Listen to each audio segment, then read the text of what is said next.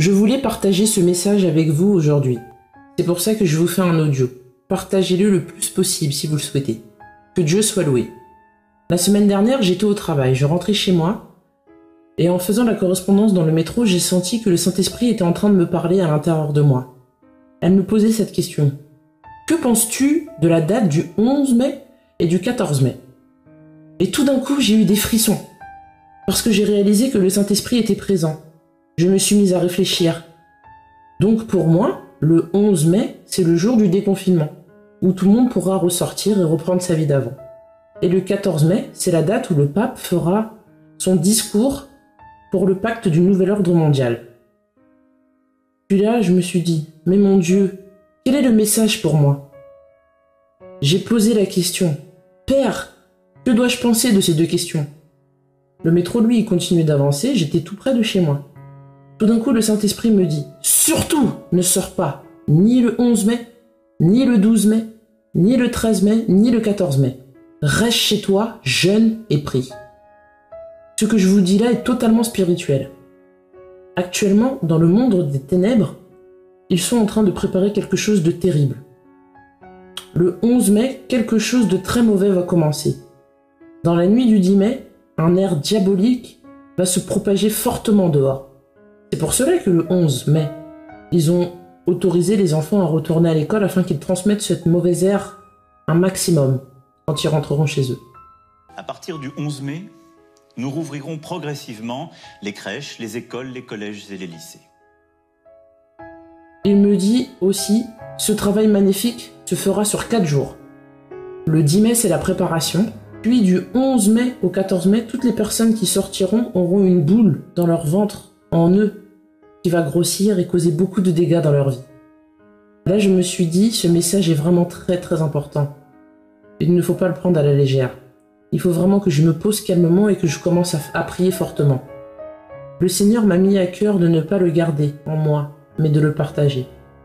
Donc si tout le monde protège ses enfants en les gardant bien au chaud à la maison le 11 mai, que si toutes les personnes qui travaillent se débrouillent pour pas aller travailler du 11 mai au 14 mai, moi-même j'ai fait la démarche de pouvoir rester chez moi à ces dates-là et de ressortir que le 15 mai.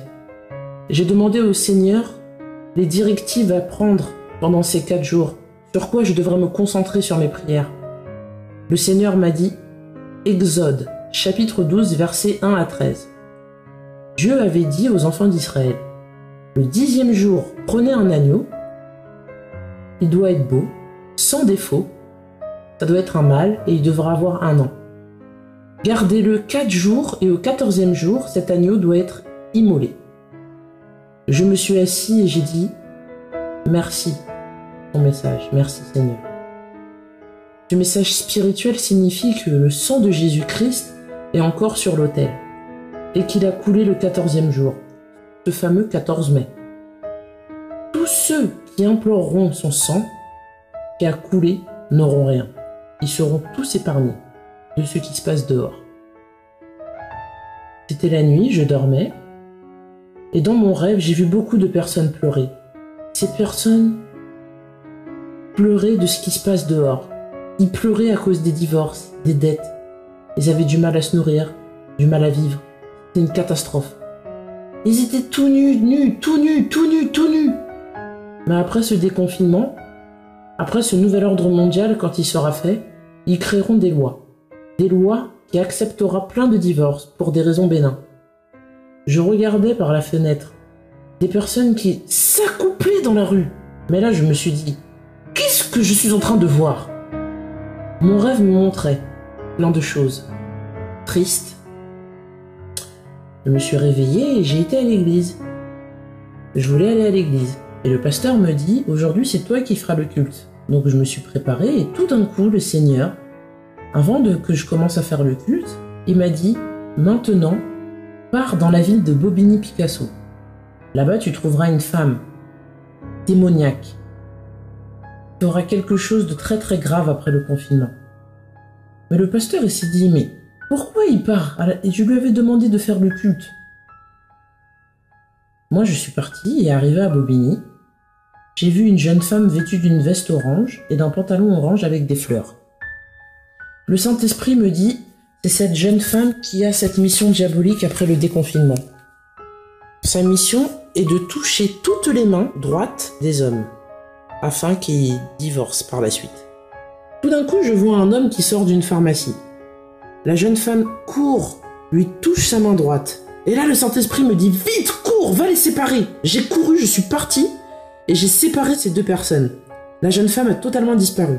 J'ai demandé à l'homme « As-tu vu quelqu'un tenir ta main ?» Il m'a répondu « J'ai senti qu'une personne me touchait la main, mais quand j'ai tourné ma tête, j'ai aperçu qu'une silhouette d'une très jolie femme. » Je lui ai dit « Je suis en train de dire, c'est très spirituel ce que je vais vous dire là, mais sachez que cette femme n'est pas du tout normale. » J'ai continué à avancer avec lui.